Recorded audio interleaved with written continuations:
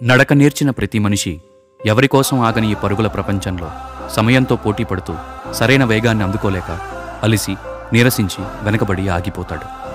అలా ఆగినవాడు అందరితో సమానంగా సాగాలి అంటే వారికి కావాల్సిన బలం, చదువు, ఆసరా, భరోసా ఇలాంటివి ఎవరన్నా ఇవ్వకపోతారా అని కలలుగంటూ జీవితాన్ని సాగిస్తుంటాడు. ఇలా బతుకుతున్న ఎందరికోసమో కొందరు కలలుగంటారు. అలా కన్న కలల్లోంచి ఒకరి కల స్వాతంత్రాన్ని తెచ్చింది, ఒకరి కల బానిసత్వ సంకెళ్ళు దించింది. అయితే ఈ కలలన్నీ చరిత్రలో నిలిచిపోయినవి. ఇప్పుడు చరిత్ర మనలో ఒకడు, మనకై ఒకడు, మన కోసం నించిన ఆ ఒక్కడి కల చూడబోతోంది. ఆ కల తనని అక్కును చేర్చుకున్న అక్క చెల్లెమ్మలు చక్కటి జీవితాలు సాగించాలనే కల. పేదరికంలో ఉన్న పెద్ద మనసు, పెద్ద వయసు ఉన్న అవ్వాతాతలు ఆనందంగా ఉండాలి అనే కల. ఉత్సాహంతో ఉరకలేసే యువతకి ఉజ్వల భవిష్యత్తు ఇవ్వాలనే కల.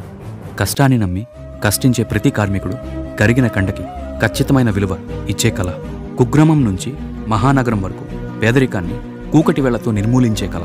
సభ్య సమాజంలో సమానత్వాన్ని స్థాపించే కల.